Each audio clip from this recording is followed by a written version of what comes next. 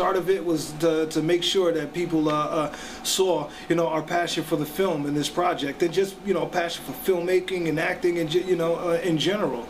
So I'm glad we did that. You know, I'm really proud of what we've done so far, and you know, I'm definitely am confident that Amber's going to resonate the same way. And it's a really good screenplay. I'm not just saying that because I wrote it. It's really good. I read it plenty of times. Picky, and he's picky. Hey, I don't like it. And again, it's one of the good things when you go back to how do you know what makes a good friendship or collaboration and stuff like that, is because he would not spare me an inch if I wrote something that he didn't agree with. He will know. And I trust in that. You know what I mean? So that's definitely one, because, you know, there's times, hey, that scene, I thought it should have ended a little different, and he'll tell me his interpretation of it. And you know, I think as a writer, you have to be able to take criticism. You can't be like, oh, you don't like it? I'm not listening to you. It's like, you could stumble into something great, but who are you writing it for? You or for everyone you're trying to present the project to? So other people's ideas and, you know, comments on it, you know, should, you know, kind of go into your writing and at least be taken into consideration.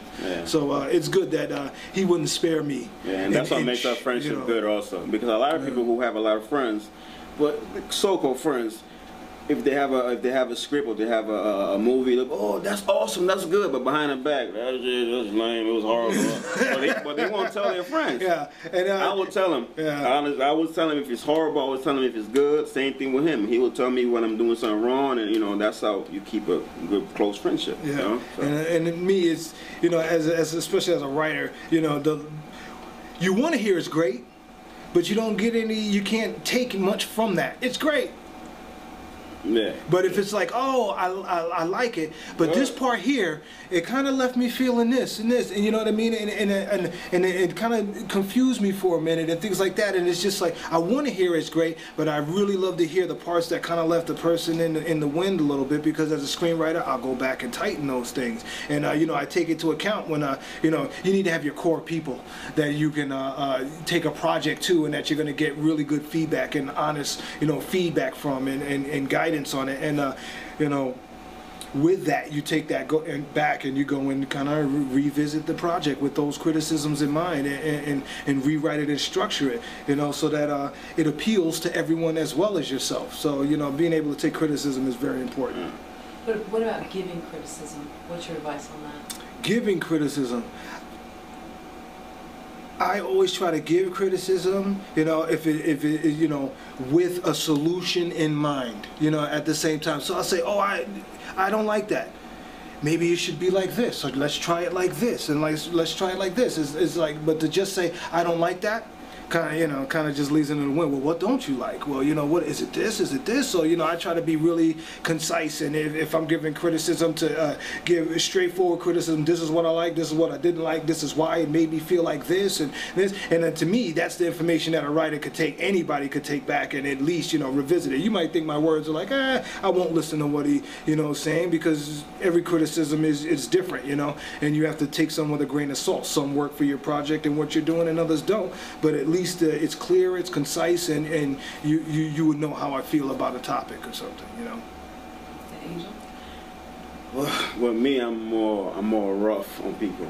So people tend not to come to me for basically. Let's say I have a friend in New York who's a singer, who's also a rapper. They come, oh, you Angel, what you think about this? If I don't like it, I'm gonna let you know, and I'm gonna tell you it's horrible. I don't like it. And I'm like, well, why? He's like, that's not my. I just don't like it. But after I tell them how I feel, they won't talk to me for a month, because they want to keep hearing, because they got those other people in the corner telling them, oh, it's good, it's awesome, you're great.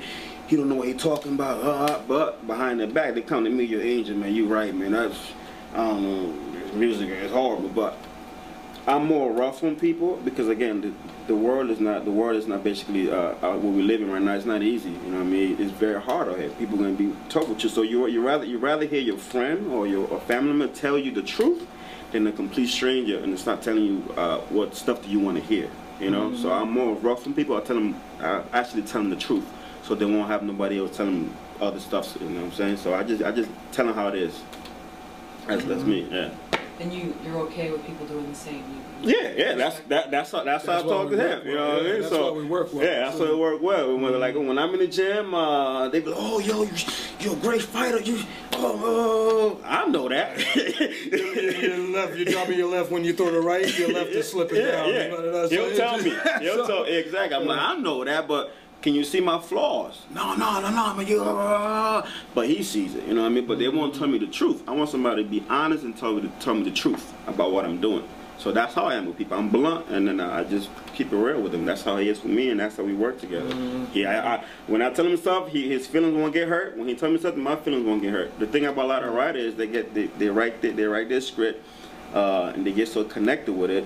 They fall in love with it, and then they already have an idea how the script is supposed to be, and they don't want to hear nobody tell them nothing. And that's the key thing too, because remember earlier I said I don't wear my heart on the sleeve when I'm writing it. I only wear my heart on my sleeve when I'm making it, actually shooting it, and then that's the reason why. So I don't get so connected to the project that I can't take the criticism to validly look at the project and see what it is, and take that person's criticism and apply it to the script. You know, so it's like that's the main reason why I'm very analytical.